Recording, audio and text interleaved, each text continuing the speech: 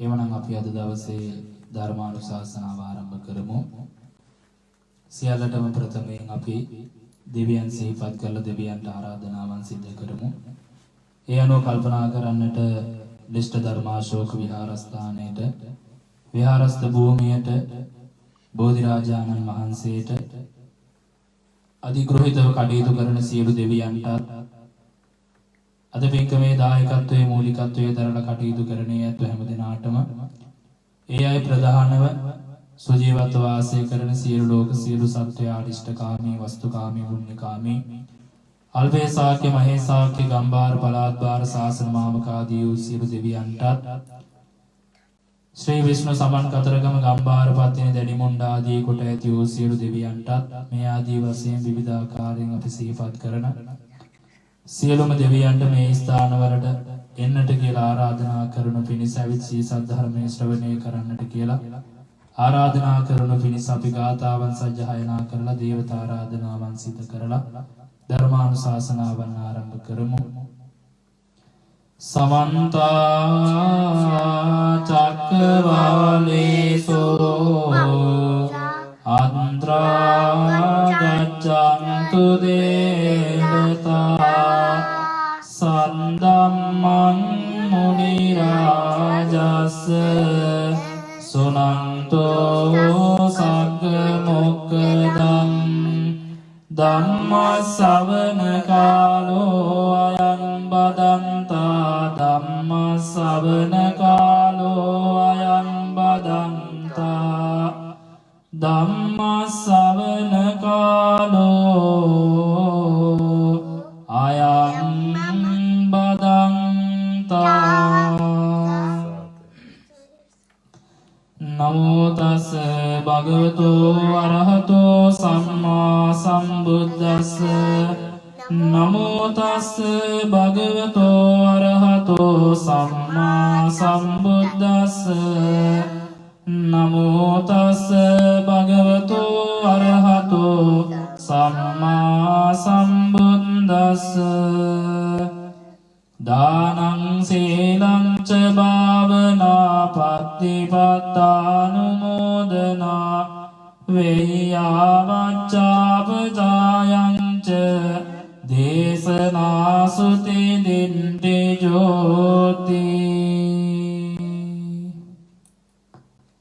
කාරුණික වාසනාවන්ත පින්වතුනි, ලිෂ්ඨ ධර්මාශෝක බෞද්ධ විහාරස්ථානයේ තුල අපි මේ වර්ෂයේ තුල වසාන සමය නිමිති කරගෙන ඒ වෙනුවෙන් සිද්ධ කරන ධර්මානුශාසනාමය පින්කම් මාලාවේ අද දිනේට නියමිත උතුම් ධර්ම දේශනාව තමයි මේ වෙලාව තුලදී අපි සිද්ධ කරන්නට බලාපොරොත්තු වෙන්නේ. ඉතින් අපි පින්කමේ දායකත්වයේ මූලිකත්වයේ පිළිබඳව මූලික වශයෙන් සිහිපත් කළා. ඒ සිහිපත් කළ පරිදිම ඒ පින්කම් වල දායකත්වයේ දරලා ඒ අය බලාපොරොත්තු වුණේ සියලු අරමුණු ඒ සියලු පරමාර්ථයන් ඒ ආකාරයෙන්ම ඉෂ්ට කරගන්නට සාර්ථකමත් භාවයට පත් කරගන්නට මේ සියලුම ආකාරයෙන් සිදු කරන මේ සියලු පින්කම් වල පුණ්‍ය ශක්තිය හේතු වාසනාම වේවා කියලා අපි සාදු සාදු සාදු කියලා ප්‍රාර්ථනා කරලා ධර්මානුශාසනාවන් ආරම්භ කරමු. විශේෂයෙන්ම අපි පහුගිය කාල සීමාව තුළ සිද්ධ කරපු ධර්මානුශාසනාවන් තුළින් අපි සිද්ධ කරපු ධර්ම දේශනාවන් මාලාවේ අපි මූලික වශයෙන් දානය පිළිබඳව කතා කළා. ඒ දානය පිළිබඳ මාතෘකාව අපි කතා කරලා ඒ අවසන් කළා. මේ මුලින් සිහිපත් කළ ගාථා ධර්මයේ සඳහන් වෙන මේ ගාථාවට අනුකූලව සඳහන් වෙන පින්කම් 10න් දෙවෙනි පින්කම තමයි අද දවසේ කතා කරන්නට බලාපොරොත්තු වෙන්නේ.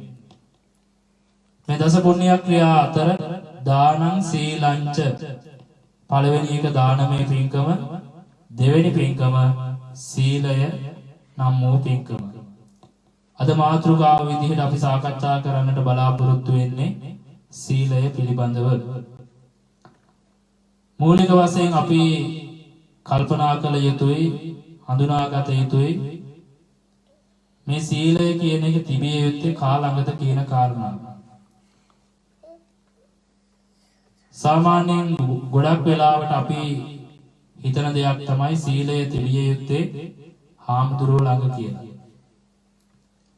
එයාගෙම තමයි තව සමහරක් වෙලාවට හිතෙන්න පුළුවන් සීලය තියෙන්න ඕනි වයසට ගියාමනේ කියලා. ඒ නිසානේ ගොඩක් වෙලාවට 50 60 70 ඉක්මුණාට පස්සේ සීල් සමාදන් වෙන්නට විහාරස්ථානයකට යන්නට උනන්දු වෙන්නේ. ඒ හැර තරුණ කාල සීමාව තුළ අපි උනන්දු වෙනවා ටිකක් අඩුයි සීලය සමාදන් වෙලා ආරක්ෂා කිරීම වෙනුවෙන්. අපි ඉස්සර දැකපු දෙයක් තමයි සාමාන්‍ය පන්සලක පොය දවසට සීල් සමාදන් වෙලා ඉන්න පිරිස බැලුවොත් එහෙම මේ පිරිස අතර වැඩි හරියක් ඉන්නේ අවුරුදු 50 ඉක්මවපු අය. අවුරුදු 50ට පහළ ඉන්න අය බොහොම අඩුයි අපි දකිනවා.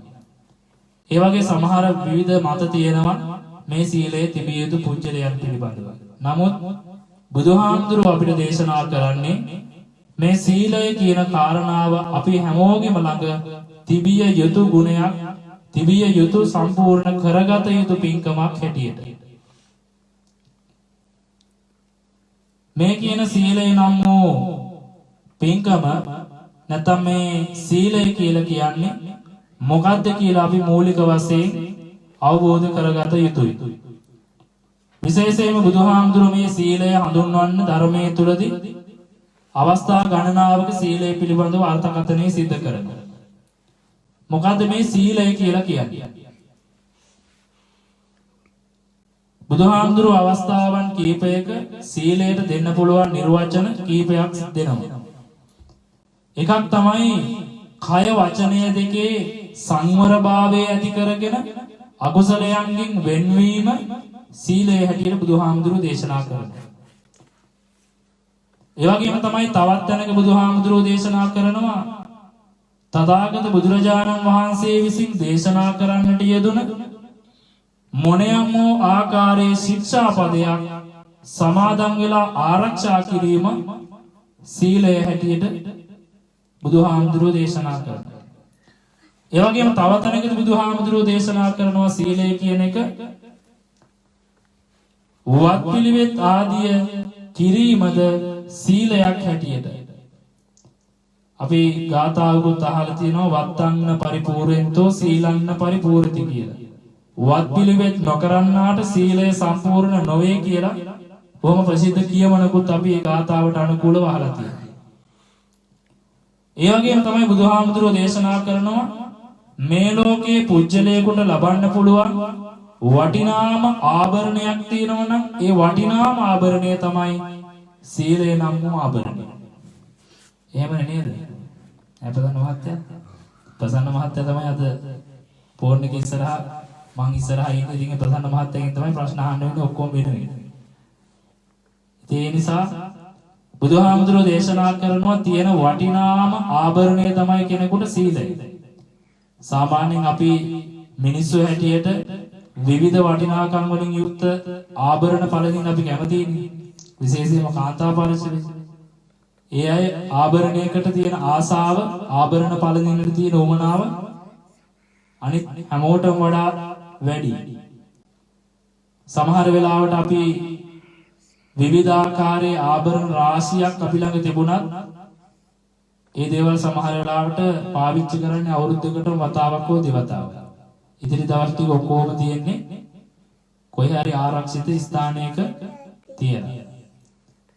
බුදුහාමුදුරුවෝ දේශනා කරනවා මේ ලෝකේ ඔය කියන මොන ආරක්ෂාව යොදලා තිබ්බත් මොන සේතුවේ දාලා තිබ්බත් ඒ තියෙන සියලුම ආභරණ වලට වඩා වටිනාම ආභරණය තමයි සීලය කියලා කියන්නේ කියලා. ඒ වගේම තමයි තව තැනකදී බුදුහාමුදුරුවෝ දේශනා කරනවා සීලය කියලා කියන්නේ මේ තුන් ලෝකයේම ඉන්න ඕනෑම කෙනෙකුට තියෙන වටිනාම දිව්‍ය ඖෂධයක් කියලා බුදුහාමුදුරුවෝ දේශනා කරනවා. දැන් සාමාන්‍යයෙන් ඖෂධ ගත්තාම ඖෂධක් තියෙනවනේ විවිධාකාරනේ. අපිට ඖෂධයක් ඕන වෙන්නේ යම්කිසි රෝගයක් හැදුනහම. ඒ හැදින රෝගත් සියලුම රෝග පිළිබඳව ගත්තොත් අපිට රෝග කොටස් දෙකකට බෙදන්න පුළුවන්. එකක් තමයි ඇසට පේන රෝග, අනිත් එක තමයි ඇසට නොපෙනෙන රෝග. ඇසට පේන රෝගයක් නම් කිසිම ප්‍රශ්නයක් නෑ අපිට. වෛද්‍යවරයෙක් ළඟට ගියා, තමන්ගේ රෝගය පිළිබඳව සිහිපත් කළා, වෛද්‍යවරයාගෙන් ඒකට අවශ්‍ය කරන බෙහෙත ගත්තා, රෝගය සුව කරගත්තා. හැබැයි ඇසට නොපෙනෙන රෝගවලට අපි මොකද කරන්නේ? අපි විවිධාකාරයෙන් නම් වලින් හඳුන්වනවානේ. ඇස්වා දෝෂ, කටවා දෝෂ, භූමි දෝෂ, ඊළඟට එහාට ගියාම සෙනසුරු අපල, ග්‍රහ අපල, ඒරාෂ්ටක, අමනුෂ්‍ය බලපෑම්, ඒ වගේම යంత్ర මන්ත්‍ර, හදිහෝනියම්, අනවින කොඩිවින ආකාරයක් අරගෙන ඒ රෝගයන් සුව කර ගන්න පුළුවන්කමක් අපිට ලැබෙන්නේ නැහැ. ඒ නිසා ඇසට පේන නොපෙනෙන සියලු රෝගවලට තියෙන ඖෂධයක් ඇටියෙද මේ ඇසට නොපෙනෙන රෝගවලට මේක ඖෂධයක් වෙන්නේ කොහොමද කියලා ඔබ කල්පනා කරලා බැලුවොත් එහෙම මේකට පුංචි විග්‍රහයක් කළොත් එහෙම ඔබ හිතන්න ඔබට කවුරු හරි කෙනෙක් අමනුෂ්‍ය බලපෑමකින් හරි එහෙම නැත්නම් ඔබේ කෑමකට අනවින පොඩිවින යంత్ర මන්ත්‍ර වලින් යමක් කරලා හරි ඔබට දෙනවා ආහාරයේ පිණිස. ඔබ මේ දේවල් ආහාරයට දන්නේ නැතුව අරගෙන අපි හිතමු ඔබට නිතර හැදෙන වඩේ අමාරුවක් තියෙනවා කියලා. ඔබට නිතර හැදෙන බඩේ අමාරුවක් එනවා මේ කියන යම්කිසි ආකාරයේ අපි මේ විවිධ නම් වලින් සඳහන් කරපු ඒවායින් එකකින් ඇති වෙච්ච දෝෂයක් නිසා. එතකොට ඔබ වෛද්‍යවරයෙක් ගාවට ගිහිල්ලා වෛද්‍යවරයාට මේ රෝගය ගැන කියලා ඔබ වෛද්‍යවරයාගෙන් යම්කිසි ප්‍රතිකාරයක් බලාපොරොත්තු වෙනවා. වෛද්‍යවරයාගේ තියෙන දැනුමේ හැටියට වෛද්‍යවරයා මේ කාරණාවන් විමසලා වෛද්‍යවරයාට හඳුනා ගන්න බැරි නම් වෛද්‍යවරයා මොකක් හෝ පරීක්ෂණයකට ඔබ භාජනය කරනවා. ඒ පරීක්ෂණයේ ප්‍රතිඵලත් ආවට පස්සේ ඔබට කියනවා වෛද්‍යවරයා මේ තියෙන තාක්ෂණික විද්‍යාවත් එක්ක මගේ දැනුමත් එක්ක මට නම් අහු වෙන ඔබේ කිසිම රෝගයක් ශරීරේ නැහැ කියලා. නමුත් ඔබට බඩේ අමාරුවක් තියෙනවා. ඇයි මේක වෛද්‍යවරයාට අහු නොවෙන්නේ? අහු නොවෙන්න ප්‍රධානම හේතුව තමයි මේවා අයිති වෙන්නේ ඇසට නොපෙනෙන රෝගවලට. මොකද හේතුව ඒ රෝගවලට අපිට කියන්න බෑ මෙන්න මේක තමයි රෝගය කියලා. වස්කවියක් කියලා කෙනෙක්ට අපි මොකක් හරි හානියක් කරනවා නම් ඒ වෙන හානිය අපිට පෙන්වන්න බෑ මේකයි හානිය කියලා. ඒක විද්‍යාවෙන් ඔප්පු කරන්න බෑ අපිට. ඒක විද්‍යාත්මකව ඔප්පු කරන්න පුළුවන් ක්‍රමවේදයක් නෑ අපිට. ඒ නිසා ඒ විදිහේ දෙයක් වුණාම ඔබට වෛද්‍යවරයෙක් හමුවට ගිහිල්ලා බෙහෙතක් අරගෙන රෝගය සුව කරගන්න පුළුවන් ක්‍රමවේදයක් ඒ තුල නැහැ. එතකොට අපි ඔන්න දුවනවා ඊට පස්සේ දේවාල ගානේ, එහෙම නැත්නම් කපු මහත්තුරු ගානේ, එහෙම නැත්නම් නැකස් ශාස්ත්‍රයේ බලන නිමිති බලන ඒ වගේ තැන් වලට ගිහිල්ලා ඒවාට සරිලන ප්‍රතිකාරයක් කරගෙන අපි ඒවා සුව කරගන්න උත්සාහ කරනවා. සමහර විට ඒවා හරියන්නත් පුළුවන්. සමහර විටක ඒවා හරියනකොට මිල මුදල් ටික ඔක්කොම විනාශ වෙලා තියෙන්නත් පුළුවන්. බුදුහාමුදුරුවෝ දේශනා කරනවා මේ සියලුම දේවල් වලට ඖෂධය වෙන කාගේවත් වෛද්‍යවරයෙක් ළඟට ගිහිල්ලා හොයන්න ඕන නැහැ. මේකට අවශ්‍ය කරන ඖෂධය අපි ළඟම තියෙනවා. අපි කරන්න ඕනේ ඒ ඖෂධය ඖෂධයක් විදියට ශක්තිමත්ව අපේ ළඟ තියාගන්න එක විතරයි. ඒක තමයි බුදුහාමුදුරුවෝ දේශනා කරපු එකම ඖෂධය සීලය. අපි සීලයෙන් සම්පූර්ණ වෙලා කටයුතු කරනවා නම් අපිට ඔය කියන ඇසට පේන නොපෙනෙන සියලුම ආකාරයේ රෝගවලට අවශ්‍ය කරන හොඳම ප්‍රතිකාරය ඒ තුලම අපි නිර්මාණය කරගන්නවා. ඒ වගේම තමයි තවත් තැනක බුදුහාමුදුරුවෝ සීලය ගැන හඳුන්වද්දී දේශනා කරනවා සීලය තමයි මේ ලෝකේ සත්වයෙකුට ලබන්න තියෙන ඉහළම ධනය තමයි සීලය නම් වූ ධනය. බුදුහාමුදුරුවෝ ධන හතක් අපිට දේශනා කරනවා සද්ධා ධනං, සීල ධනං, හිරියොත්ප්පිය ධනං ආදී වශයෙන්. මේ අතර දෙවෙනි ධනය තමයි සීල ධනය. සීලය ධනයක් හැටියට බුදුහාමුදුරුවෝ දේශනා කරනවා. එහෙනම් මේ සියලුම අර්ථකථන දිහා බැලුවාම මේ හැම අර්ථකථනයක් තුලින්ම අපිට පෙන්වුම් කරන්නේ සීලය කියන එක අපි ළඟ තිබිය යුතුම දෙයක් හැටියට. හැබැයි අපි ළඟ ඇත්තේ නැතිම දේ තමයි මොකද්ද? සීලයනේ. සීලය තමයි අපි ළඟ ඇත්තේ නැතිම දේ. නමුත් බුදුහාමුදුරුවෝ දේශනා කරන්නේ අපි ළඟ පවත්වාගත යුතුම දේ තමයි මේ කියන සීලය. මේ සීලය පිළිබඳව කරුණු කාරණාවන් සඳහන් වෙන ගාථාවන් රාශියක් තියෙනවා. ඒ අතර එක ගාථාවක් තියෙනවා ධම්මපදයේ පූප වර්ගයේ නැත්නම් හතරවෙනි වර්ගයේ තියෙනවා නවවෙනි ගාථාව ආනන්ද හාමුදුරුවෝ ප්‍රශ්න විචාරීම සම්බන්ධව කරපු ගාථාවක්. ඔබට වැඩි විස්තර අවශ්‍ය නම් හතරවෙනි වර්ගයේ නවවෙනි ගාථාව බලන්න පුළුවන්. ඒකේ සඳහන් කරනවා න පුප්ප ගන්ධෝ පටිවාත මේති න චන්දනං තගර මල්ලිකා සතංජ ගන්ධෝ පටිවාත මේති සබ්බා දිසා සත්පුරිසෝ පචායති. මේ ගාථා ධර්මයේ තුල බුදුහාමුදුරුවෝ දේශනා කරන බොහොම ලස්සන උපමාවක් අනුසාරයෙන් මේ සීලයේ තියෙන වටිනාකම ගැන. න පුප්ප ගන්ධෝ පටිවාත මේති. මේ ගාථාව තුල සුවඳ වර්ග තුනක් ගැන කියනවා. එකක් තමයි සාර ගන්ධ කියන සුවඳ. එකක් තමයි මූල ගන්ධ. අනිත් එක තමයි පුප්ප ගන්ධ. සාර ගන්ධ කියලා කියන්නේ සඳුන් ආදී මහා දැවැන්ත අරටු තියෙන ගස් තියෙනවා. ඒ ගස් වල සුවඳ තියෙන අරටු වෙන්නේ. ඒ වගේම තමයි මූල ගන්ධ කියලා කිව්වේ සමහර ගස් ಜಾති තියෙනවා, පැල ಜಾති තියෙනවා මේ වගේ සුවඳ තියෙන මුල් වල. ඒ මුල් වලින් තමයි ඒ වගේ සුවඳ හමන්නේ. ඒ වගේම තව එකක් තියෙනවා පුප්ප ගන්ධ. මේ අපි පූජා කරන මල් ආදී දේවල් වලින් සමහර ගස් තියෙනවා ඒ වගේ මලෙන් තමයි සුවඳක් හටගන්නේ. ඔය කියන සුවඳ වර්ග තුනම කොච්චරක් දුරට විහිදෙයිද? සාමාන්‍යයෙන් අපි මේ වගේ තැනක ගත්තොත් මෙතන හුළඟ හමන්නේ මේ පැත්තට නම් සුවඳ යන්නේ ඒ පැත්තටමනේ. සුවඳ මේ පැත්තට හුළඟ මේ පැත්තට හමනවා නම් ඒ තුලින් සුවඳ යන්නේ ඒ පැත්තට. එතකොට මේ කියන හැම සුවඳක්ම සුළඟ හමන පැත්ත කොයි පැත්තද ඒ පැත්තට යනවා. හැබැයි කොයි පැත්තට ගියත් මේ කිසිම සුවඳක් උඩු සුළඟට යනවද? උඩ ආකාශයට යන්නේ නැහැ. මේ පහළ ආකාශයේ පමණයි පවතින්නේ. දවසක් ආනන්ද හාමුදුරුවෝ භාවනා යෝගීව ඉන්න අවස්ථාවක උන්වහන්සේට ඔන්න ඔය කියන සුවඳ වර්ග තුන ගැන කල්පනාවක් ආවා. කල්පනා කළා මේ කියන පහළ අහසට වඩා උඩ අහසට යන සුවඳක් තියෙනවද කියලා. ඒ වෙලාවේදී මේ ප්‍රශ්නේ මතුවෙලා හිතා ගන්න බැරි නිසා උන්වහන්සේ ගිහිලා මේක බුදුහාමුදුරන්ගෙන් අහනවා. සවැත් නුවර වැඩ වාසය කරපු බුදුරජාණන් වහන්සේ ළඟට ගිහිල්ලා බුදුහාමුදුරන්ගෙන් මේ ප්‍රශ්නේ යවුවම බුදුහාමුදුරෝ මේකට ඔන්න ඔය මුලින්ම සිහිපත් කළ නපුප්ප ගන්ධෝ පටිවාත මේති කියන ගාථාව දේශනා කරමින් ඒ ගාථාවෙන් මේ සීලේ සුවඳ කොච්චර දුරට විහිදෙනවද කියන එක දේශනා කළා. පිළිතුරු මේ ගාථා ධර්මයේදී බුදුහාමුදුරෝ දේශනා කරනවා දිව්‍ය ලෝකේ තියෙනවලු විශාල ගහක් තියෙනවලු. මේ ගහට නමක් දාලා තියෙන්නේ පරසතු ගහ කියලා.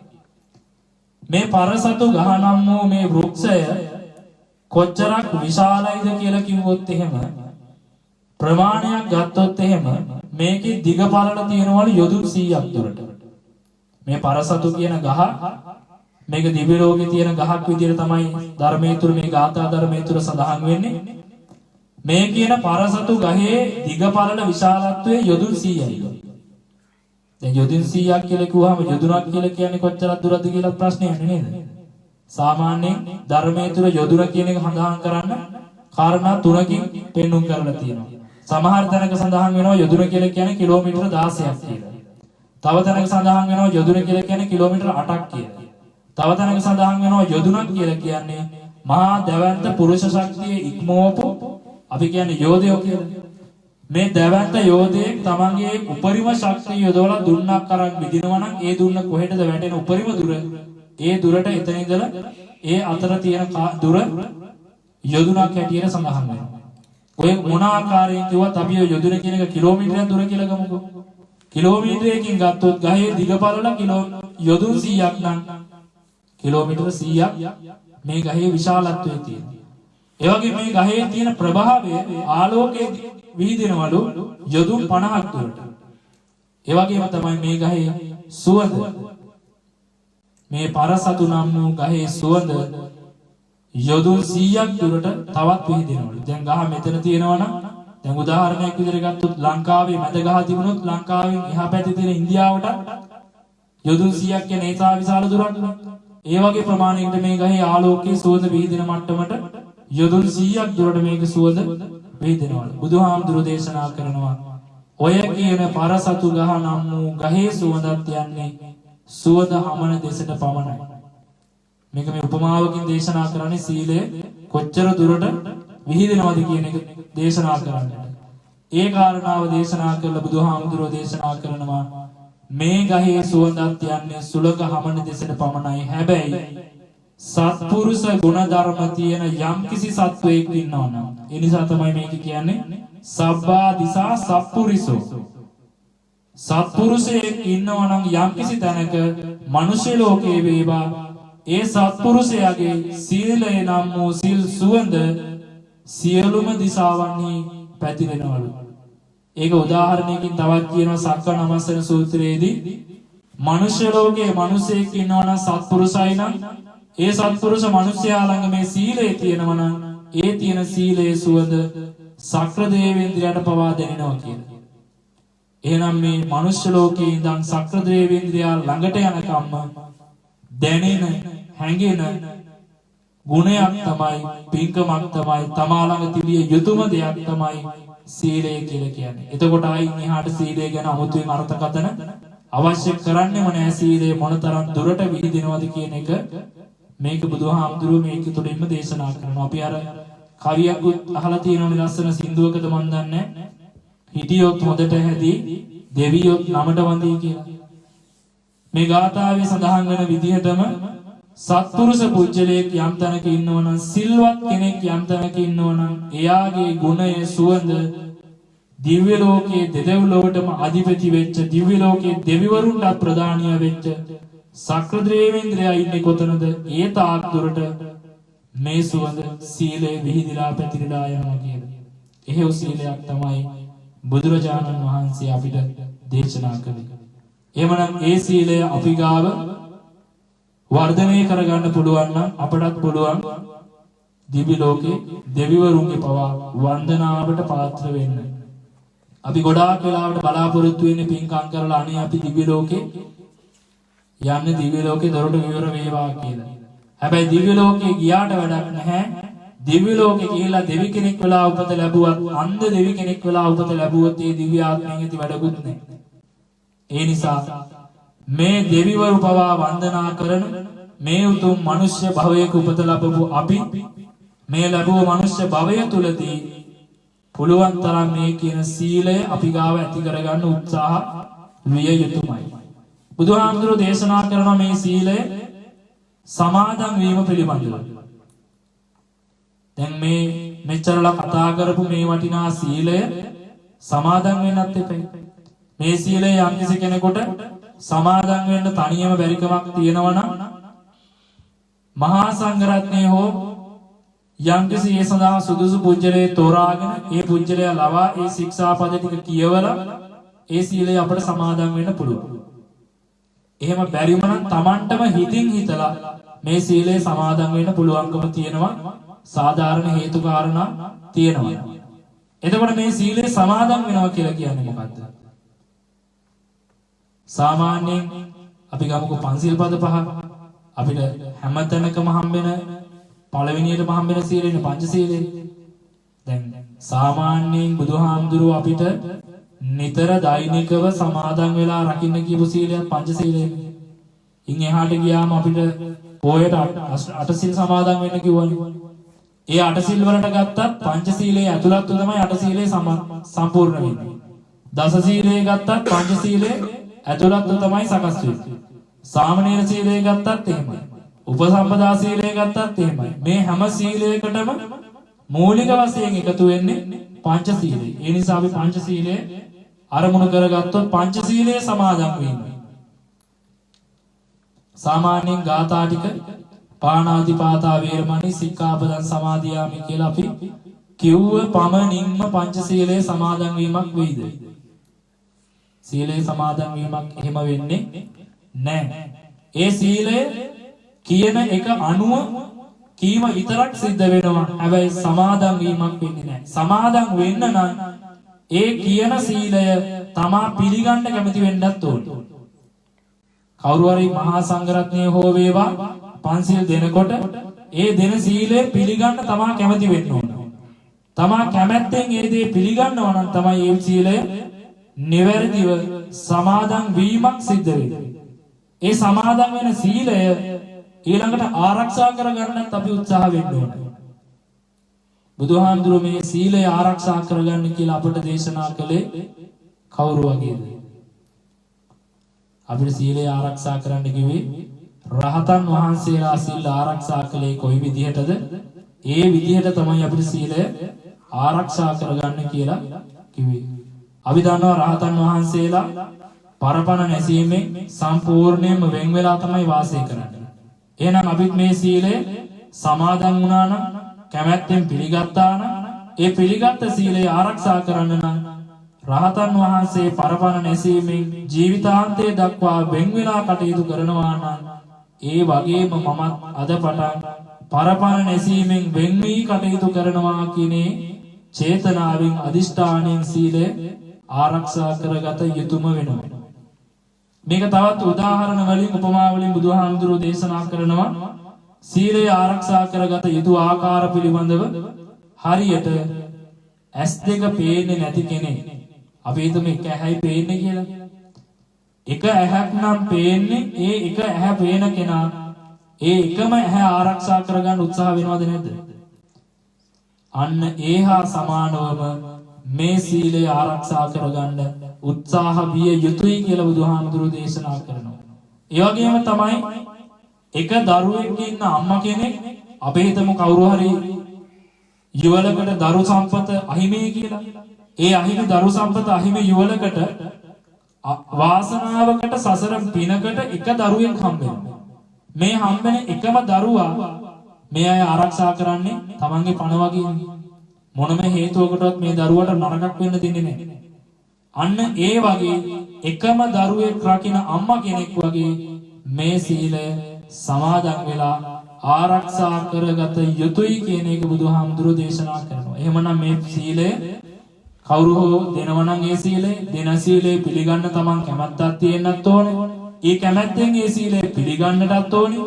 ඒ පිළිගන්න සීලය රහතන් වහන්සේලා සිල් රැක පරිදිම ඔබ දිවි හිමියෙන් ඒ සීලය ආරක්ෂා කරගන්නට උත්සාහ විය යුතුම වෙනවා. ඒකට බොහොම ලස්සන කතාවක් අපේ ශාසන ඉතිහාසයේ තියෙනවා. දවසක් එක ගොවියෙක් මහරහතන් වහන්සේ නමකගෙන් පන්සිල් අරගන්නවා.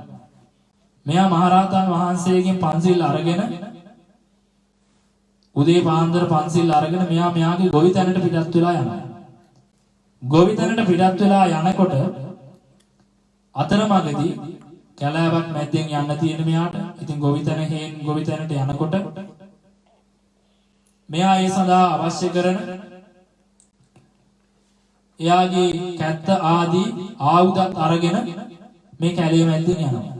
කැලේ මැද්දෙන් යනකොට ඒ කැලේ අතරමඟදී අහු වෙනවා එක පිඹුරෙක්ට අහු වෙනවා ගොදුරු වෙනවා මෙයා. පිඹුරා මෙයා මුළු ඇඟම වෙලාගෙන ටිකක් වෙලා යනකොට මෙයාට දැන් වේදනාව උහුල ගන්න බැරි මට්ටමට මේ පිඹුරා මෙයාව වෙලා ගත්තා. දැන් මෙයාගේ අතේ තියෙනවා කැත්තක්. දැන් මෙයාට ඕන නම් පුළුවන් මේ කැත්තෙන් යම්කිසි පහරක් එල්ල කරලා මේ සතාව මර්ධනයකට ලක් කරලා බේරෙන්න ඕන නම් පුළුවන්කමක් තියෙනවා. ඒ පුළුවන්කම තිබුණත් මෙයාගේ හිතට එනවා ඒකම අද මම පන්සිල් සමාදන් වුණේ මහරහතන් වහන්සේ කෙනෙක්. ඒ සමාදන් වෙච්ච පංචශීලයේ කඩ වෙනවා, සීලයේ කඩ වෙනවා. මම මේ සතාට අනතුරක් කළොත් සමහර විට මම මේ ගහන පහරකින් සතාව මැරෙන්න පුළුවන්. මෙයාට එහෙම කල්පනා වුණාම මෙයා කල්පනා කළා නෑ මොනම හේතුවක් නිසාවත් මම මගේ සීලය කඩ කරගන්නේ නෑ.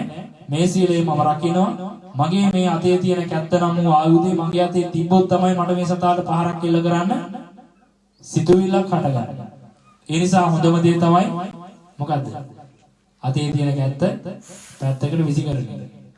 මෙයා එහෙම කල්පනා කරලා මෙයාගේ අතින් ප්‍රාණඝාත අකුසලයක් වෙයි කියන බයට සීලය බිඳෙයි කියන බයට මෙයා අච්චර වේදනාවක් තියෙද්දි පිමුරා තමන්ගේ ජීවිතේ වෙලාගෙන තියෙද්දි මේ කියන අතේ තියෙන කැත්ත ආයුධය ඈතට විසිකරා.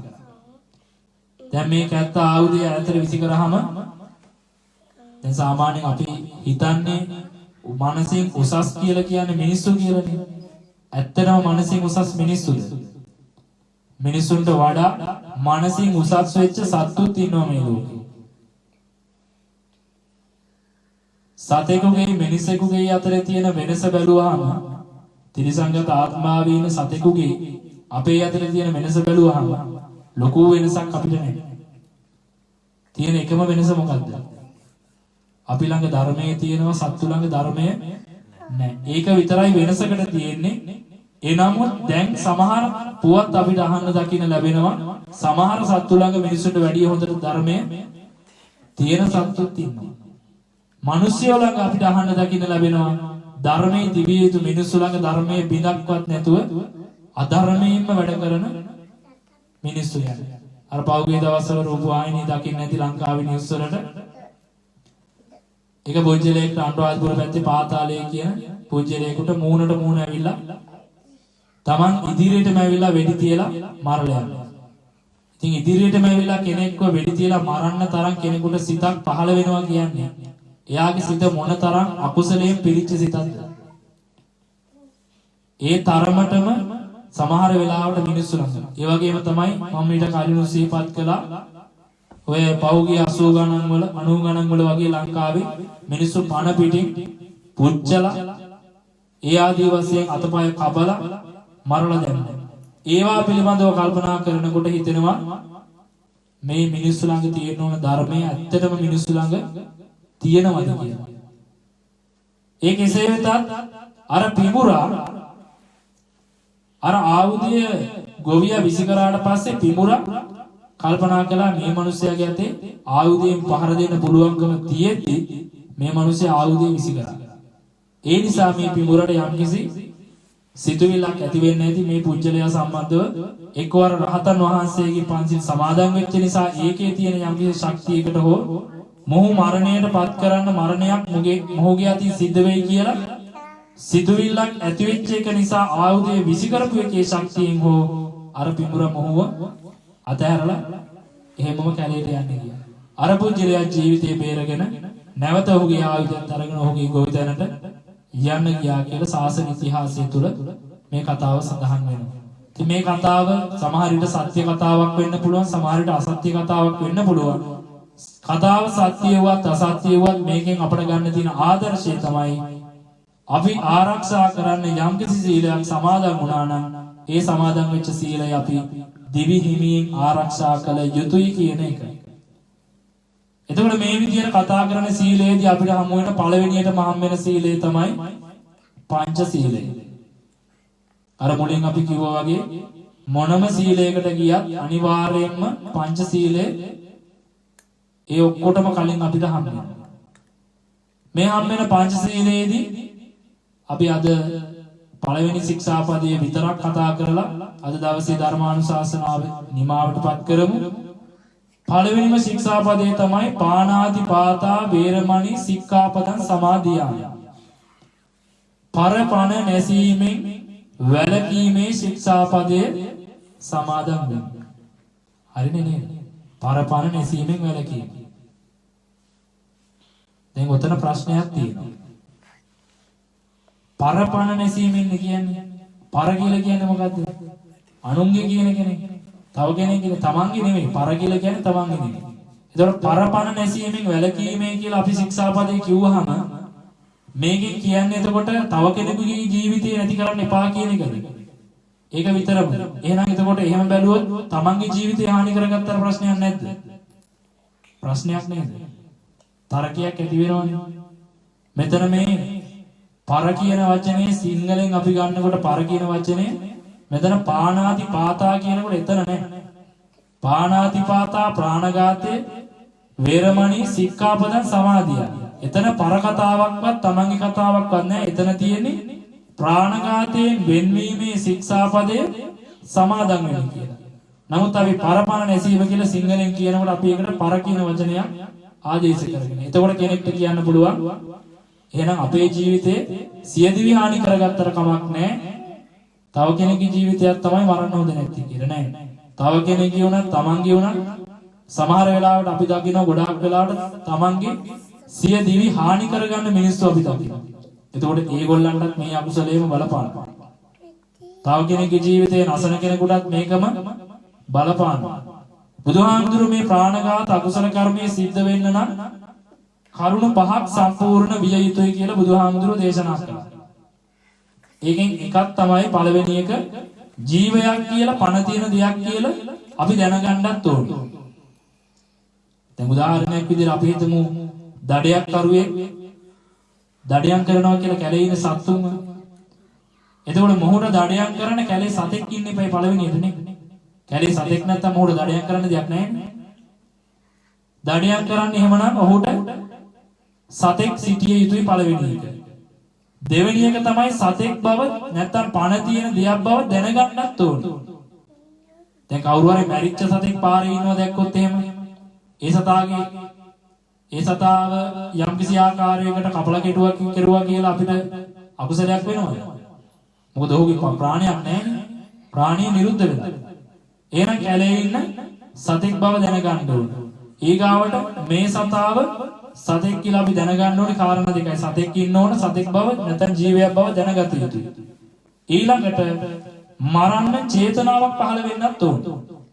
සිතුවිල්ල පහළ වෙන්නත් එපා. සිතුවිල්ල පහළ වුනේ නැත්නම් අපිට මරන්න හිතෙන්නේ නැහැ.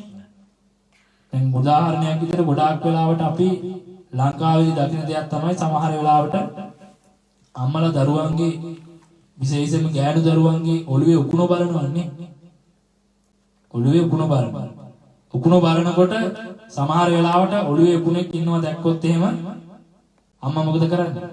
නියපොත්තට අර උකුණව අරගෙන සමහර වෙලාවට බලපං බෙත් තඩි උකුණෙක් තඩියෙක් ඉන්නවා කියලා අතට අරගෙන පෙන්නනවන්නේ. පෙන්නලා මොකද කරන්නේ? නියපොතු දෙක එකතු කරා චිටිස් ගාලා කඩනවා. නැත්තම් මරලා දානවා. එතකොට එතනදී ඒක කරන්නේ ඒ සතාව මරන්න යම්කිසි ආකාරයක සිතුවිල්ලක් ඇති වෙච්ච නිසා. නැත්තම් ඒ සතාව පැත්තකට දාන්න පුළුවන්. අහකට දාන්න පුළුවන්. අහකට දාන්නේ නැතුව ඒ දේ කරන්නේ පුදුමාකාරයේ සතාගෙන වෛරයකින්ම නේක කරන්නේ. බැනබැනනේ කරන්නේ. පුළුවන් තරම් මේ සතාව පොඩි කරලා සමහර වෙලාවට කරන්න පුළුවන් උපරිම දෙයක් නැත්නම් වතුර එක්කලා දානවා. ඒ වගේ කරනවා. ඒ කොහොම වෙතත් සතෙක් මරන්න නම් යම්කිසි ආකාරයේ චේතනාවක් සිතුවිල්ලක් අපේ හිතේ හට ගන්නවා. දැන් සමහර වෙලාවට අපේ හිතේ එහෙම සිතුවිලි හට ගන්නවනේ. දැන් සමහර වෙලාවට කවුරු හරි කෙනෙක් අපිට ඇවිල්ලා බැන්නොත් ගැහුවොත් එහෙම යම්කිසි ආකාරයක ද්වේෂ සහගත යමක් කළොත් එහෙම අපි සමහර වෙලාවට හිතින් හිතනවා එක සිතුවිල්ලක්. අනේ මේකව මරන්න නැත්තම් මට මරන්න තරම් කේන්තියක් තියෙන්නේ කියලා. හිතනවද නැද්ද අපි? ඔය සිතුවිල්ල ඇති වෙනවනේ. ඒ සිතුවිල්ල ඇති වුණාට එතන ප්‍රාණඝාත අකුසලයක් වෙන්නේ නැහැ. නමුත් එතන අකුසලයක් වෙනවා. සිතේ ද්වේෂයක් වෛරයක් හට ගැනීම නිසා ඇතිවන අකුසලයේ වෙනවා එතන.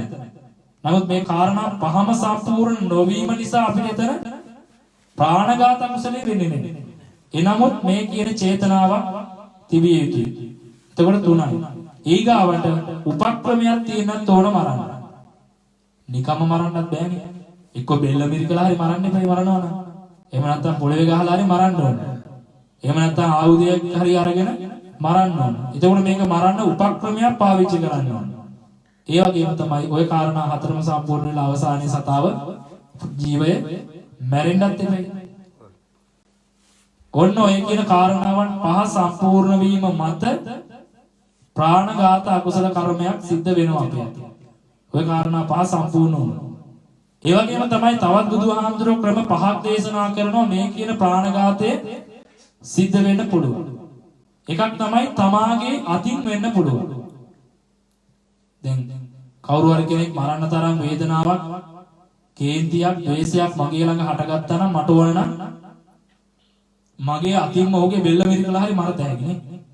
මට මගේ අතින්ම මරන්න පුළුවන්. මේ ලෝකේ ඉන්න ඕනෑම කෙනෙක්ට තමන්ගේ අතින් පුළුවන් මරන්න. ඒතකොට තමාට මරනවා නම් ඒක එක ක්‍රමයක්. ඒ වගේම තමයි සමහර වෙලාවට මට යම් කිසි කෙනෙක්ව මරන්න බැරි නම් මං කාට හරි නියෝගයක් දෙනවා මෙන්න මේ කෙනාව මරන්න කියලා. අද ගොඩාක් වෙලාවට ලංකාවේ මුදලට එහෙම දේවල් වෙනවන්නේ. දැන් පහුගිය දවස්වල අර කොරෝනා කාලේ අපි ලංකාවේ ඉන්නකොට මම විවිධ දේවල් වලට එළියට පහළට ගියාම අපේ හිතවත් සහෝදරයෙක් හිටියා යුද හමුදා නිලධාරියෙක්. අපි ඔහුත් එක්ක පිටකොටුව බොරැල්ල ආදී ප්‍රදේශවල වාහනින් යනකොට අපි දකිනවා මොකද කොරෝනා කාල සීමාවේ ලංකාවේ කුඩු වලට ඇබ්බැහි වෙච්ච අයට පාවිච්චි කරන්න කුඩු තිබුණේ. ඒ නිසා කුඩු පාවිච්චි කරපු පිටකොටුවේ මරදාන බොරැල්ල ඒ ප්‍රදේශවල හිටපු සමහර ඇත්තන්ට මේ දේවල් නැතිකම නිසා ඒවා නැතිකමින් මේගොල්ලෝ සමහර තැන්වල පාරවල අපි දැක්ක සමහර වෙලාවට මේ හොඳට ඇඟපත තියෙන අතපය තියෙන මිනිස්සු මේ දේවල් නැතිකම නිසා පාරේ පේමන්ට් එකේ පවා බුදිගෙන ඉන්නවා. මේ හොඳට අතපය තියෙන හොඳට සැපට ඉන්න පුළුවන් මිනිස්සු. ඒ වගේම සමහර මිනිස්සු විවිධ ආකාරයේ ස්වරූපවලින් පාරවල් වලදී අපි දකිනවා. සමහරු ගැහි ගැහි ඉන්නවා පාරවල් වල. සමහරු සින්දු කී කී ඉන්නවා. මේ කුඩු වලට ඇබ්බැහි වෙලා ඒ නොමැතිකම නිසා ඒ පෙළෙන අය. ඔය වගේ කෙනෙක්ට ගිහිලා කිව්වොත් එහෙම රුපියල් 1000ක් දීලා අන්න අරුව මරපන් කිව්වොත් එහෙම මරයිද නැද්ද? නැත්නම් කුඩු පැකට් එකක් දෙන්නම් අරුව මරපන් කිව්වොත් මරයිද නැද්ද? අනිවාර්යෙන් මරනවනේ. ඒ වගේ තමන් මරන්න පුළුවන් එහෙම නැත්නම් තව කෙනෙක් ලවා මරවන්න පුළුවන්. ඒ වගේම තමයි යම්කිසි ආයුධයක් උපකරණයක් භාවිතා කරලා මරන්නත් පුළුවන්. උදාහරණයක් විදිහට අපි තුවක්කුවකින් වෙඩි තිබ්බොත් එහෙම අපේ අතිනුත් නෙමෙයි මැරෙන්නේ. තව කෙනෙකු ලවාත් නෙමෙයි මැරෙන්නේ. නමුත් තුවක්කුවෙන් යන යම්කිසි ඒ පතුරම නිසාවෙන් ඔහු මරණයටපත් වෙන්න පුළුවන්. ඒ වගේ නැත්නම් වාහනයක යනකොට වාහනේ යම්කිසි හේතුවක්ම අපිට පාරේ යනකොට කවුරු හරි කෙනෙක් කේන්තියෙන් ඉන්න කෙනෙක් දැක්කොත් එහෙම මේක වණ යට කරගෙන යනවායි කියලා හිතාගෙන වාහනේ යට කරලා දාන්නත් පුළුවන්. ඒ වගේ යම්කිසි උපක්‍රමයකින් ආයුධයකින් කෙනෙකුව මරණයටපත් කරන්නත් පුළුවන්. ඒ වගේම තමයි තව ක්‍රමයක් තියෙනවා ඇසට නොපෙනෙන ක්‍රම වලින් මිනිස්සු මරන්නත් පුළුවන්. එහෙමත් ක්‍රම තියෙනවානේ. දැන් උදාහරණයක් විදිහට ලංකාවේ අපි ගත්තොත් ලංකාවේ ආభాෂය තියෙන නිසා ලංකාවේ අයට ගොඩාක් අයට මේක විශ්වාස කරන්න පුළුවන්. සමහර වස් කවි තියෙනවා වස් කවි කියලා පුළුවන් මිනිස්සුන්ව මරවන්න. සමහර හදිහූනියක් තියෙනවා නූල් පැන්නිලි ආදී දේවල් තියෙනවා ඒ දේවල් කරලා ඕනනම් පුළුවන් මිනිස්සු මරවන්න. යන්ත්‍ර මන්ත්‍ර තියෙනවා ගුරුකම් තියෙනවා ඔය දේවල් කරලා පුළුවන් මිනිස්සුන්ව මරන්න. ඒ වගේම තමයි තව තියෙනවා අමනුෂ්‍ය බලපෑම් තුලින් මිනිස්සුන්ව මරවන්න. අපි කියන්නේ ඔය යක්කු භූතයෝ පෙරේතයෝ කුම්භාණ්ඩයෝ පිසාචයෝ බැඳගෙන වැඩ ගන්නවා කියලා. ඒ වැඩ ගන්න කට්ටිය ලබා පුළුවන් අපිට ඕන නම් ඒ අයව මරන්න. ඊළඟට දැන් ඕක අපේ ක්‍රමේනේ. දැන් යකෙක් බැඳගෙන වැඩක් ගන්නවා කියලා කිව්වොත් එහෙම මේ එංගලන්තේ වගේ රටක ඉන්න කෙනෙක් පිළිගයිද? බටහිර යුරෝපයේ ඉන්න කෙනෙක්ට අපි කිව්වොත් භූතයෙක් බැඳගෙන ඒ පුජ්‍යලයාගේ පුළුවන් කෙනෙක්ව මරන්න කිව්වොත් ඕක පිළිගන්නේ නැහැ. පිළිගන්න බෑ. මොකද ඕක විද්‍යාත්මක පදනමක් නැහැනේ ඔකට. විද්‍යාත්මක පදනමක් අපිට අපේ දේශීයත්වයෙන් අපිට ඔප්පු කරගන්න පුළුවන් වුණාට මේ අයට ඔප්පු කරගන්න තරම් ඒ තුල පදනමක් විද්‍යාත්මකව නැහැ. නමුත් ඕක විද්‍යාත්මකව ඔප්පු කරන්න පුළුවන් වෙන ක්‍රමයක් තියෙනවා. දැන් මේ මුළු ලෝකේ පුරාවට පැතිරලා තියෙනනේ කොරෝනා වෛරසය. දැන් ওই වෛරසයට බැයිද මිනිහෙක් මරන්න ඇසට නොපෙනෙන මේ වෛරසය? පුළුවන් නේ. පෞගේ කාලේ ජීවිත කීයක් නම් ওই වෛරසයෙන් මැරුවද? ලක්ෂ සංඛ්‍යාත පිරිසකගේ ජීවිතය අහිමි වෙනවා. ඒක ස්වාභාවිකව වෙන එකක් නෙවෙයි.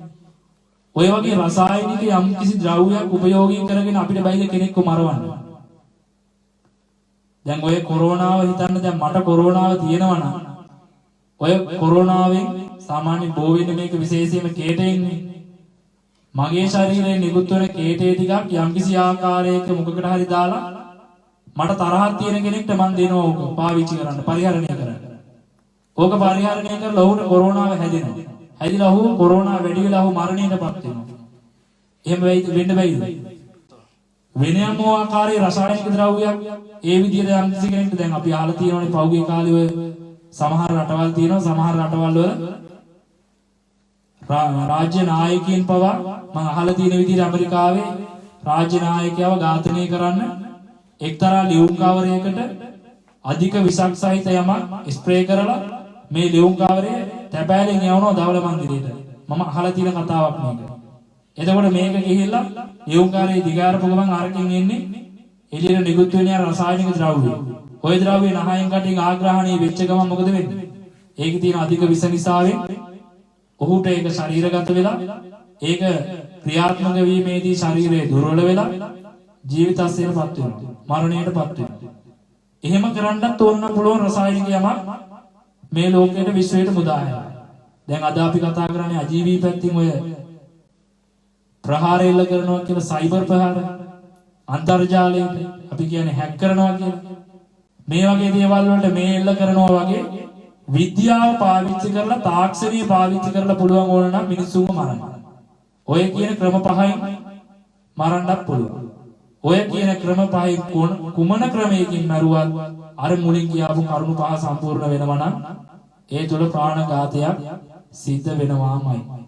එහෙම ප්‍රාණඝාතයක් සිද්ධ වෙනවා නම් ඒ ප්‍රාණඝාතය තුලින් අපිට ජනිත වන අකුසල කර්මය ඒ විදිහටම අපට කිසිම අඩුවක් නැතුව ලැබෙනවා. හැබැයි ඕක අපි අහලා තියෙන සරල ක්‍රමේ සහ ප්‍රධානම ක්‍රමේනේ. ඔය සරල ක්‍රමයට එහා ගිය තව දෙයක් තියෙනවා.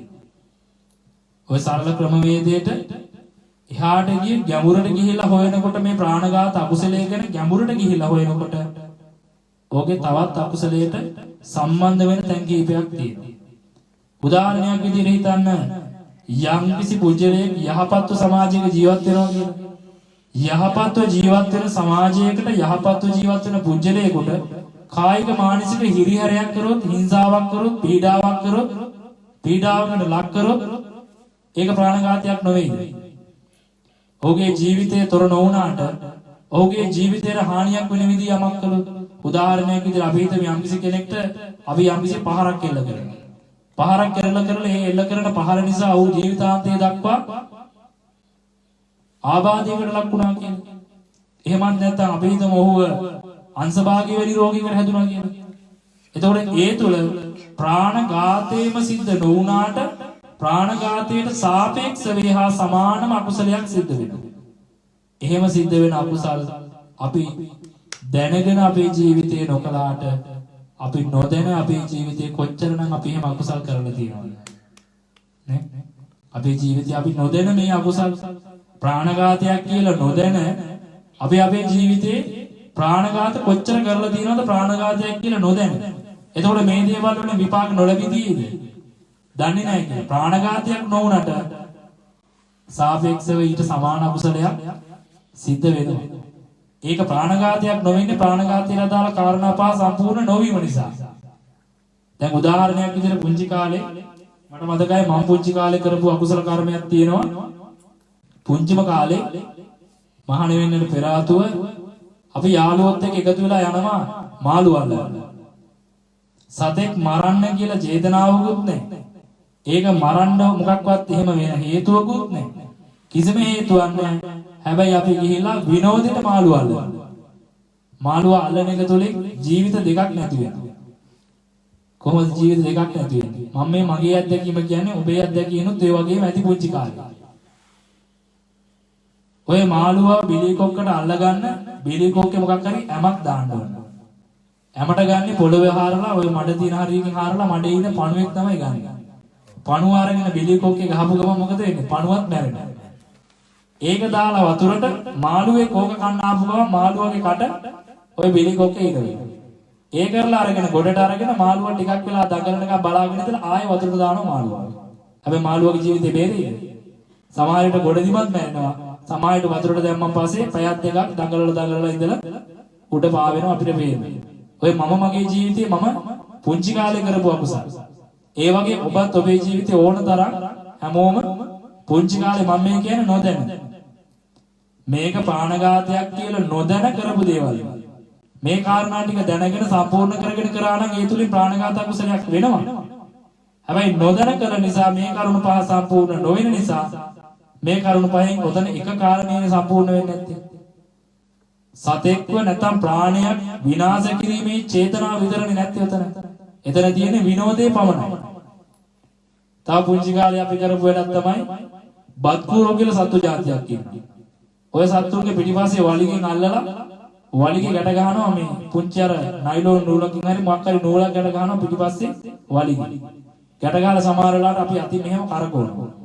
කරකවලා අතාරපු ගමන් මොකද වෙන්නේ? දැන් අපිව කවුරු හරි කකුල් දෙකෙන් අල්ලලා අපිව කරකවලා අතෑරියොත් එහෙම අපිට එතරම් කලන්තය ඇවිල්ලා වැටෙනවනේ. අර සත්වයාට toy ටිකම වෙනවා ඇති. ඒ වගේ අපි අපේ ජීවිතේ දැන නොදැන අපි කරපු ඕන තරම් ප්‍රාණඝාත අකුසල් තියෙනවා. ඒ වගේම තව වෙලාවකට අපි දැකලා තියෙන දෙයක් තමයි පුංචි කාලේ පුංචි ළමයිට විශේෂයෙන්ම ඔය අම්මලා කවුරු හරි කෙනෙක් ඇවිල්ලා මොනවා හරි දෙයක් කියලා ළමයාට තරවටු කරාම ළමයා ඒ තරවටු කිරීම නිසා යම්කිසි විදියකින් ළමයා ඇඬුවා කියලා හිතමු. අඬපු ගමන් ළමයාව සනසවන්න අම්මා මොකද කරන්නේ? අර තරවටු කරපු කෙනාට පුංචි පහරක් ගහන බවට අර ළමයාට පේන්න තට්ටුවක් දෙකක් දාලා ඒ ළමයාට ඒක දකින්න සලස්සනවා. ටිකකින් ඒක දකින්න ළමයා අර අඬන එක නතර කරනවා. පුංචි කාලේ ළමයෙක් කරන්න පුළුවන් ලොකු මහ පංගම අඬන එකනේ. එතකොට අර දරුවා ඉගෙන ගන්න මොකද්ද ඒ තුලින්? දරුවා ඉගෙන ගන්නේ Tamanට හිංසාවක් කළා නම් ඒ පුංචිලාට ප්‍රතික්‍රියාවක් දක්වපු තැන තමයි මට සතුට තියෙන්නේ. පුංචි කාලේ අපි ඒක හුරු වෙච්ච සහ අපි ගොඩාක් වෙලාවට ලංකාවේදී දෙමව්පියෝ තුල අපි දැකපු දෙයක් ඒක. ඒක මේ කරන්නේ ප්‍රාණඝාත අකුසලයක්වත් එහෙම මොකක්වත් හිතාගෙන නෙවෙයි. ඒක කරන්නේ අර දරුවා කෙරෙහි තියෙන ආදරය නිසා. එනමුත් ඒකෙන් සුළුවට හරි අකුසලයක් පිරෙනවා නම් දැන් උදාහරණයක් විදිහට අපි මෙහෙම හිතමු ඒ කාරණාව පැත්තකින් තියලා. දැන් මෙතන මැස්සෝ ටිකක් හරි කැරපොත්තෝ ටිකක් හරි මොනවා හරි සත්තු ටිකක් ඉන්නවනම් ওই සත්තු ටික දැක්ක ගමන් අපි මොකද්ද කරන්නේ? මොකක් හරි මෝඩින් එකක් හරි මොකක් හරි ගෙනලා ස්ප්‍රේ කරනව නේද? ඊට පස්සේ මොකද වෙන්නේ සත්තුන්ට? මැරෙනවනේ එතන. එතකොට එතන ප්‍රාණඝාතයක් කියලා අපිට අරමුණක් නැති වුණාට නමුත් යම් කෙනෙකුගේ ජීවයක් එතන නැති වෙනවනේ. ඒ ජීවේ නැතිවීමට අදාළ සුළුවෙන් හරි අකුසලයක් අපට ලැබෙනවනේ. ඔය ලැබෙන අකුසල් ටික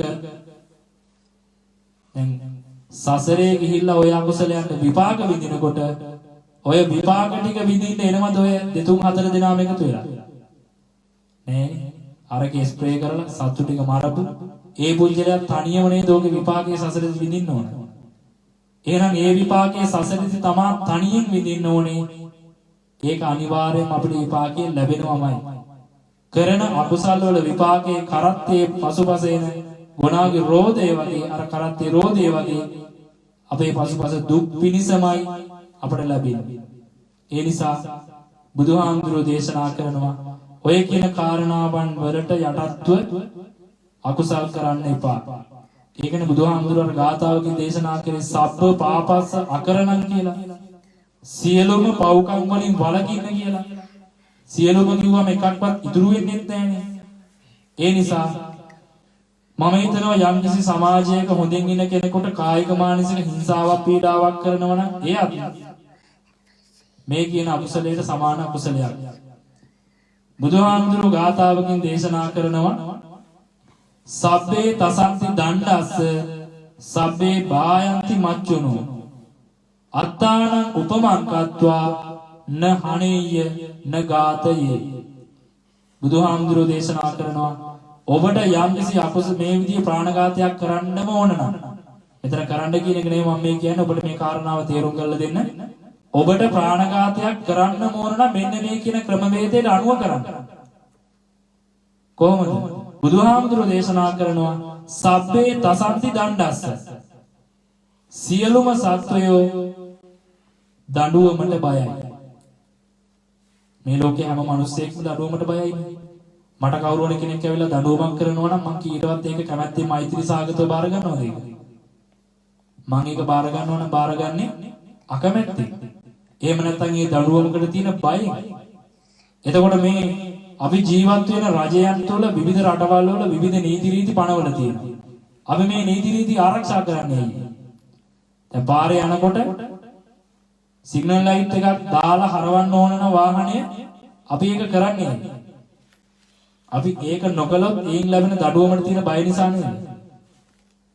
ඒ දඩුවමට තියෙන බය නිසානේ අපි එතන හික්මලා තියෙන විනේ. ඒ වගේ බුදුහාමුදුරු දේශනා කරනවා මේ ලෝකේ ඉන්න සියලුම සත්වයා දඬුවමට බයයි. සබ්බේ බායන්ති මච්චුනෝ මේ ලෝකේ ඉන්න සියලුම සත්වයෝ සියලුම දෙනා මරණයටත් බයයි. මේ ලෝකේ කවුරුවක්වත් මරණයට නොබිය කෙනෙක් සෝවාන් ඵලයෙන් මෙහා පැත්තේ කිසිම කෙනෙක් මරණයට නොබිය කෙනෙක් නැහැ. අපි හැමෝම මැරෙන්න බයයි. අපි කොච්චර කතා කළත් මම නම් මැරෙන්න බය නෑ දැන් වුණත් මැරෙන්න මම ලෑස්තියි කියලා අපි කතා කළත් දැන් ඇවිල්ලා මාරයා කිව්වොත් යමන් මේ වෙලාව තමයි මේක කිව්වොත් සමාහයට පුළුවන් නම් මාරයාටත් අල්ලසක් දීලා පගාවක් දීලා පුළුවන් නම් ඒත් එතනින් බේරෙන්න තව එක තප්පරයක් හරි ජීවත් වෙන්න අපි උත්සාහ කරනවද නැද්ද? අපි උත්සාහ කරනවා. සමහර වෙලාවට හිතන්න ඔබේ අම්මා තාත්තා රෝහලේ ඉන්නවා කියලා. මරණාසන්න මොහොතම ලං වෙලා රෝහලේ ඉන්නකොට වෛද්‍යවරුත් කියනවා ඔබට ඔබේ අම්මා තාත්තා නෙමෙයි යාළුවෙක් වුණා. මෙයාව ගොඩ ගන්න බෑ මෙයාව තව ටික වෙලාවකින් මැරෙනවා කියලා කිව්වා කියලා හිතන්න. පින්නතුනේ එහෙම කිව්වොත් ඔබ තව එක තප්පරයක් හරි ජීවත් කරවන්න නේද බලන්න. එහෙම නැතුව එහෙනම් කොහොමද මැරෙන එකනේ? ඔන්න ඉන්ජෙක්ෂන් එකක් හරි ගහලා මරලා දාන්න කියනවනේ. අපි එහෙම කියන්නේ නැහැ. තව එක තප්පරයක් හරි ජීවත් කරව ගන්න අපි උපරිම උත්සාහය දරනවා. එහෙනම් මේ ලෝකේ ඉන්න හැම සත්වයාම මරණයට බයයි. ඒ නිසා බුදුහාමුදුරෝ දේශනා කරනවා අත්තානං උපමං කତ୍වා. යම් කෙනෙක්ට දඬුවමක් කරනවා නම් යම් කෙනෙක් මරණයටපත් කරනවා නම් ඉස්සෙල්ලෙන් ඒක තමාට උපමා කරගෙන බලන්න ඕනේ. කාට හරි දඬුවමක් මම කරන්න යනවා නම් තව කෙනෙක් මම මරන්න යනවා නම් මම උපමා කරගෙන බලන්න ඕනේ මේක මට වුණා නම් කොහොමද දැනෙන්නේ? කවුරු හරි කෙනෙක් මට දඬුවමක් දුන්නා නම් ඒ දඬුවම දීම මට දැනෙන්නේ කොහොමද? කවුරු හරි කෙනෙක් මාව මරනවා නම් ඒ මරන්න එන එක මට දැනෙන්නේ කොහොමද? ඒකට සාපේක්ෂව මම මේ දේ කරන්න යන කෙනාටත් ඒක දැනෙනවද නැද්ද? ඒ සාපේක්ෂවම දැනෙනවා. ඒ නිසා බුදුහාමුදුරු දේශනා කරනවා න හණෙය්‍ය න ගාතය. ඒ නිසා ප්‍රාණඝාතය කරන්න එපා. කරන්න විතරක් නෙමෙයි කරවන්නත් එපා කියලා බුදුහාමුදුරු දේශනා කරනවා. එහෙනම් ඒ කියන ගාථාවෙනුත් අපිට කියන්නේ මේ කියන ප්‍රාණඝාත අකුසලයෙන් වෙන් වෙලා කටයුතු කරන්න කියන එකයි. ප්‍රාණඝාත අකුසලයෙන් වෙන් වෙලා කෙටියෙන්ම කිව්වොත් ප්‍රාණඝාත අකුසලයෙන් වෙන් වෙලා කටයුතු කරනවා නම් මේ ශික්ෂාපදේ ඔබ ආරක්ෂා කරනවා නම් උප්පත්තිය ලබන භවය තුල දීර්ඝ ආයුෂක් ඇතුව උප්පත්තිය ලබලා කටයුතු කරන්නත් මරණ මොහොත වෙනකන් සාපිපාසාදී කිසිම උවදුරකටපත් නොවේ කටයුතු කරන්නත් මැස්සන්ගේ මදුරුවන්ගේ වේයන්ගේ පත්තෑයන්ගේ ආදී විවිධ සතුන්ගේ හානියකට ලක් නොවි ඔබට කටයුතු කරන්නත් මරණය දක්වාම ඔබට නිරෝගීව ජීවත් වෙන්නටත් පුළුවන් සම්පතක් උදා වෙන මහ පිංකමක් හැටියටයි ප්‍රාණඝාත අකුසල කර්මයෙන් වෙන් වෙලා කටයුතු කිරීම බුදුහාමුදුරුවෝ ධර්මයේ තුල දේශනා කරන්නට යෙදුනේ. එහෙමනම් ඔබ අද අරමුණු කරගෙන අදින් පටන් ඉදිරියට මේ කියන ප්‍රාණඝාත අකුසලයවත් අපි කරන්නේ නැහැ කියලා. ඔබ හිතින්වත් මේ කාරණාවට සම්බන්ධ වෙන්නේ නැහැ. වචනයෙන්වත් මේ කාරණාවට සම්බන්ධ වෙන්නේ නැහැ. ඔබේ ක්‍රියාවෙන්වත් මේ කාරණාවට සම්බන්ධ වෙන්නේ නැහැ කියන පරමාර්ථයේ ඇතිව ඔබ ජීවත් වෙන්න අදිෂ්ඨාන කරගන්න. එහෙම වුණොත් මේ කරපු ධර්මදේශනාවෙන් වගේම මේ ධර්මදේශනාව ශ්‍රවණය කිරීමෙන් ඔබට ලබන්න පුළුවන් අග්‍ර ප්‍රතිඵලය අග්‍ර විදිහටම අඩුවක් නැතුව ලබන්න ඔබට අවකාශය ලැබෙයි. ඒ නිසාවෙන් මේට වඩා අද ධර්මානුශාසනාව දීර්ඝ කරන්නට බලාපොරොත්තු වෙන්නේ නැහැ. අපි ඊළඟට මේ කියන තව ශික්ෂාපද අපිට 4ක් තියෙනවනේ. මේ ශික්ෂාපද 4 පිළිබඳව අපි ඉස්සරහට එක දේශනාවකින් හෝ දේශනා දෙකකින් අපි සාකච්ඡා කරන්නට බලාපොරොත්තු වෙනවා.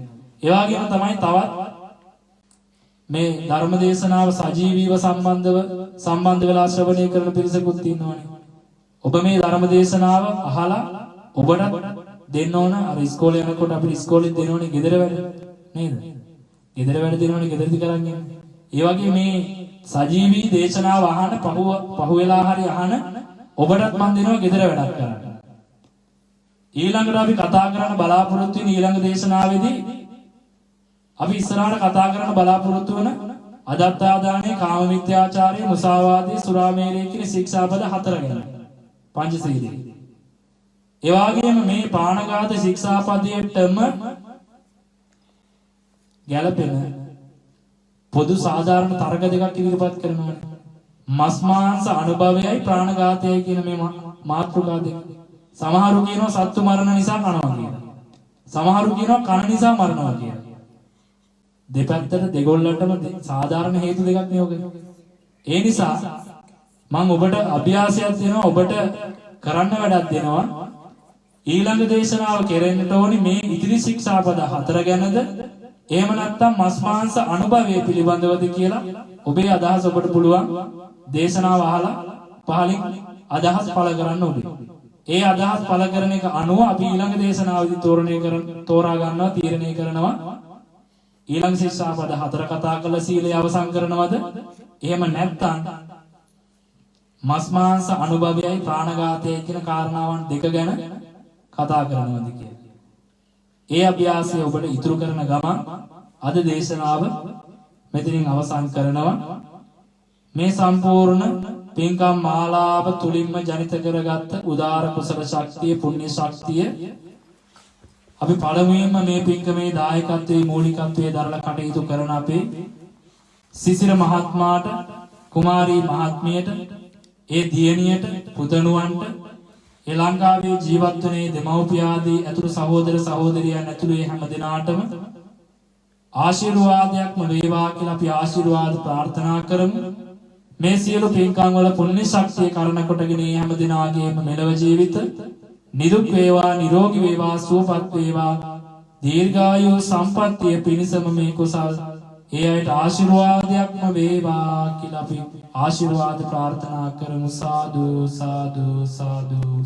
ඒ වගේම මේ අය අරමුණු කරගත්ත පරිදි ඒ අය නමින් මේ පරලොව ගිය සියලු මළගිය ඥාති හිත මිත්‍රාදී හැම දිනාටම මේ පුණ්‍ය ශක්තිය සසර ගමන සුවපත් කර ගැනීම පිණිසම භවගාමී ජීවිතය දුගතියක නම් සුගතියකටපත් වීම පිණිස සුගතියක නම් ඒ වර්ධනය කර ගැනීම පිණිස කෙලවර ජාත්‍ය ආදී සසර දුකින් නිදහස් වී ලබන උතුම් නිවන අවබෝධ කර ගැනීම පිණිසම මියගිය සැමටත් මේ කුසල් හේතු වාසනාම වේවා කියලා අපි පුණ්‍යානුමෝදනා කරමු.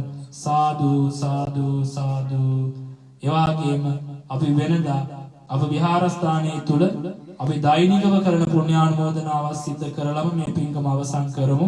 එහෙමනම් අරමුණු කරගන්නට කල්පනා කරගන්නට මූලික වශයෙන් දෙවියන්ට ආරාධනාවන් සිද්ධ කරලා දෙවියන්ගේ පැමිණීම අපේක්ෂා කළ පරිදි මේ සියලු දෙවියන්ටත් අපි පුණ්‍යානුමෝදනා කරමු. මේ විහාරස්ථානයේ බෝධිරාජානන් වහන්සේට භූමියට අධිග්‍රහිතව කටයුතු කරන සියලු දෙවියන්ට අපෝබෑ ඇතුළු සුජීවත්ව වාසය කරන සියලුම ලෝක සියලුම සත්වයාට ඉෂ්ඨකාමී වස්තුකාමී පුණ්‍යකාමී අල්පේසාක්‍ය මහේසාක්‍ය ගම්බාර පළාත්බාර ශාසනමාමකාදී වූ සියලු දෙවියන්ට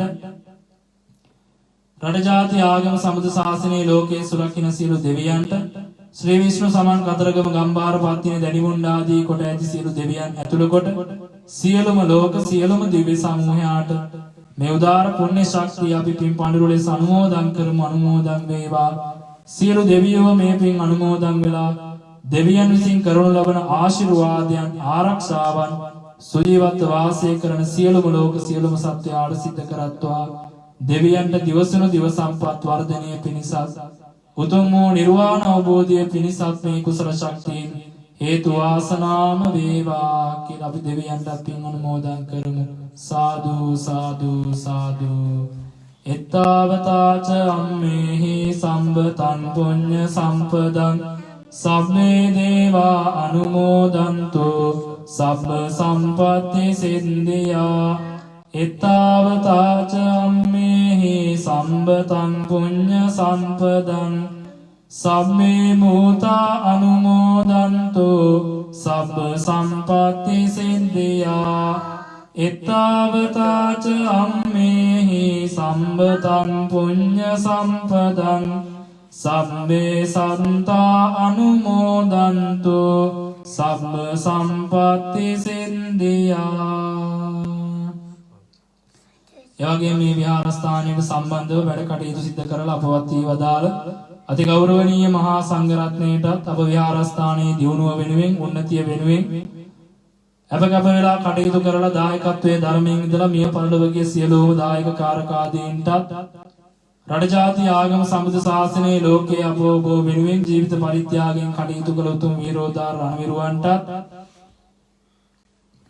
කොරෝනා වෛරසය නිසාවෙන් මරණයට පත් වුණා වූ සියලුම දෙනාටමත් මුළු මහත් ලෝකේ පුරාවටම විපත්තිදායක අවස්ථාවන් පැමිණි කලේ විපත්ති කරන කොටගෙන මරණයට පත් වුණා වූ සියලුම දෙනාට මේ පින්කමේ දායකත්වයේ මූලිකත්වයේ දරලා කටයුතු කරන සිසිර මහත්මයා කුමාරී මහත්මිය ඔබ දෙපළ ඇතුළු පවුලේ හැමදෙනා නමින් මිය පරලොවගේ සසර ගමනේ හෝ වේවා සියලු මළගිය හිත ඥාති හිත මිත්‍රාදී හැමදෙනාටම මේ පින්කම හා සජීවීව සම්බන්ධ වන මේ පින්කම පිළිබඳව සිතින් හෝ හිතලා මේ වෙලාවට දායක වන ඔබ සියලුම දෙනාගේම නමින් මිය පරලොවගේ සියලු මළගිය ඥාති හිත මිත්‍රාදීන්ට පොදුවේ මිය පරලොවගේ සියලුම ලෝක සියලුම සත්වයාටත් මේ උදාර කුසල ශක්තිය කරන කොටගෙන සසර ගමන සුවපත් කර ගනීවා භවගාමී ජීවිතයන් සුවපත් වේවා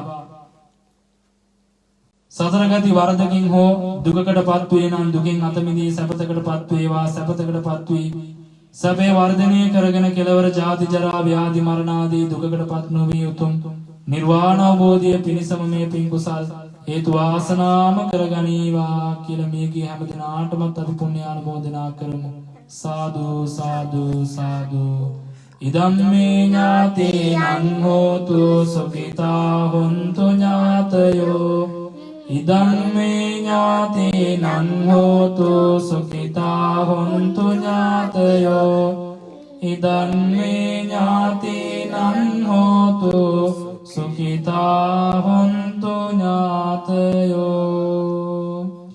ඒ වගේම මේ වෙලාව තුල අරමුණු කරගන්නට මුළු මහත් ලෝකේ පුරාවටම විසිරී පැතිරී තිබෙනා වූ කොරෝනා වෛරසය නිසාවෙන් රෝගාතුර වෙලා ඉන්න අසරණ වෙලා ඉන්න අපහසුතාවයන්ටපත් වෙලා ඉන්න ඒ සියලුම දෙනාටත් අපි ආශිර්වාද කරමු ඒ සියලු ආකාරයේ ඇති වෙලා තිබෙන ඇති වෙන්න තිබෙන ඇසට පෙනෙන ඇසට නොපෙනෙන සියලුම ආකාරයේ ලෙඩ දුක් කරදර කම්කටොළු බාධක අපල උවදුරු ආදී වූ සියලු රෝගාබාධයන් දොරින්ම දුරු කර ගැනීම පිණිසම මේ කුසල් හේතු වාසනා වේවා ජීවිතයේ පෙර කටයුතු කළේ යම් පරිද්දකින්ද ඒ පරිද්දකින්ම සිය දෛනික කටයුතු ඉදිරියට පවත්වාගෙන යන්නට හැකියාව ශක්තිය ධෛර්යය වාසනාව උදා වේවා මෙලව ජීවිතය දීර්ඝායු සම්පන්නිය පිණිසම මේ පින් කුසල් හේතු වාසනාම වේවා කියලා අපි ඒ හැම දිනාටත් මේ පින් ආශිර්වාද කරමු සාදු සාදු සාදු ඒ වගේම අද පින්කම සිද්ධ කරන පින්කමේ දායකත්වයේ දරන අපේ සිසිර මහත්මයා කුමාරි මහත්මිය ඇතුළේ පවුලේ හැම දිනම පින්කම් මාලාවක් සිද්ධ කරගත්තා අද දහවල දානේ නිවසට මහා සංඝරත්නයේ වඩම්මලා මහා සංඝරත්නයේ උදෙසා දානේ පූජා කරන්නට යෙදුණා ඒ වගේම විහාරස්ථානයේ සිද්ධ කරන දෛනිකව සිද්ධ කරන මේ පූජාව සඳහා සම්බුද්ධ වන්දනාව සඳහා අවශ්‍ය කරන ගිලන්පස මාසයකට දෙකකට තුනකට පමණ සෑහෙන ප්‍රමාණයක් තමන්ගේ පෞද්ගලික ධන පරිත්‍යාගයෙන් ඒවා විපහදම් කරලා විහාරස්ථානයේ වෙනුවෙන් පූජා කරන්නට යෙදුණා. ඒ වගේම සම්බුද්ධ පූජාවේ ධර්ම දේශනාවේ දායකත්වයේ දරලා කටයුතු සිද්ධ කරන්නට යෙදෙනවා. මේ ආදී වශයෙන් සිදු කරගත්ත මේ සියලුම පින්කම් තුලින් ජනිත වන උදාර කුසල ශක්තිය තුනුරුවන්ගේ අනන්ත ගුණ බලය ඒ ආශිර්වාදය ඒ ශක්තිය දෙවියන්ගේ ආශිර්වාදය රැකවරණය මියගිය අතන පින් අනුමෝදන් කිරීම තුලින් ඒ අයගේ ඒ ආශිර්වාදය මේ කියන සියලුම ආශිර්වාදයන් මේ විලාවේ ආශිර්වාද කළ යුතු ඇත්තන් අරමුණු කරගෙන අපි ඒ අයට ආශිර්වාද කරමු. එහෙනම් පළමුවෙන්ම අපි සුපුරුදු පරිදි අරමුණු කරගමු. අපිට මේ විදිහට කටයුතු කරන්නට අවකාශය නිර්මාණය කරලා දුන්න අප විහාරස්ථාන තුනේම ආධිපත්‍ය දරන එක්සත් රාජධානී උපප්‍රධාන සංඝනායක යුරෝපයේ දිවන විශාලම බෞද්ධ විහාරස්ථානයේ නිර්මාතෘ නම කියනට අවසරයි ආචාර්ය විතාරන්දනී කස්සප ලොකු හාමුදුරුවෝ. උන්වහන්සේවත් අපි අරමුණු කරගන්නවා. උන්වහන්සේ ඇතුළු අප විහාරස්ථාන තුනේම වැඩ වාසය කරන ගෞරවනීය මහා සංඝරත්නයත් අපි අරමුණු කරගන්නවා. විශේෂයෙන්ම ලෙස්ටර් ධර්මාශෝක බෞද්ධ විහාරස්ථානයේ වෙනුවෙන් දෛනිකව මාසිකව වාර්ෂිකව ශ්‍රමයෙන් ධනයෙන් මූල්‍යයෙන් සිතින් කයෙන් වචනයෙන් මේ සෑම ආකාරයකින්ම විහාරස්ථානයේ දියුණුව අපේක්ෂා කරන විහාරස්ථානයේ උන්නතිය අභිවෘද්ධිය ප්‍රාර්ථනා කරන විහාරස්ථානයේ වෙනුවෙන් දායකත්වයේ ධර්මයෙන් සහයෝගය දක්වන ඒ පින්වත් කාරුණික පින්වත් පිරිසටත් අපි ආශිර්වාද කරන්න අරමුණු කරගන්නවා. ඒ වගේම මුළු මහත් ලෝකේ පුරාවට විසිරී පැසිරී තියෙන මේ කොරෝනා වෛරසයට එරෙහිව සටන් කරමින් තමන්ගේ පරදුවට තබා කටයුතු කරන දේශ විදේශ සෞඛ්‍ය අංශ ආරක්ෂක අංශ රාජ්‍ය තාන්ත්‍රික රාජ්‍ය නොවන ඒ සියලුම දෙනාට අපි ආශිර්වාද කරන්න අරමුණු කරනවා. ඒ වගේම මාහට විදේශගත වීමේදී ඒ සියලුම කාර්යයන් සම්පූර්ණ කර ගැනීම වෙනුවෙන් නන් ආකාරයෙන් උපකාර වෙච්ච ඒ සියලුම දෙනාටත් ආශිර්වාද කරන්නට මේ මොහොත තුල අරමුණු කර ගන්නවා. පොදුවේ කල්පනා කරන්නට සුජීවත්ව වාසය කරන සියලුම ලෝක සියලුම සත්වයාම අරමුණු කරගෙන සියලුම දෙනාට මේ සියලු ආකාරයේ මූලික වශයෙන් අපි සිහිපත් කළ සියලු ආශිර්වාදයන් කරන කොටගෙන මෙලව ජීවිතය තුළ කරන කියන සිතන පදන යහපත් කටයුතු යහපත් ප්‍රාර්ථනාවන් සර්වපකාරයෙන් සාර්ථකමත් භාවයට පත් කර ගැනීම පිණිස මේ කුසල් හේතු වාසනා වේවා. වැඩිහිටියන් ලෙස කරන කියන රැකී ආරක්ෂා වෙලෙන දාම් ව්‍යාපාර ආදී කටයුතු ආදී දරුවන් ලෙස කරන කියන අධ්‍යාපන ආදී කටයුතු ආදී දිනෙන් දින සාර්ථක වේවා.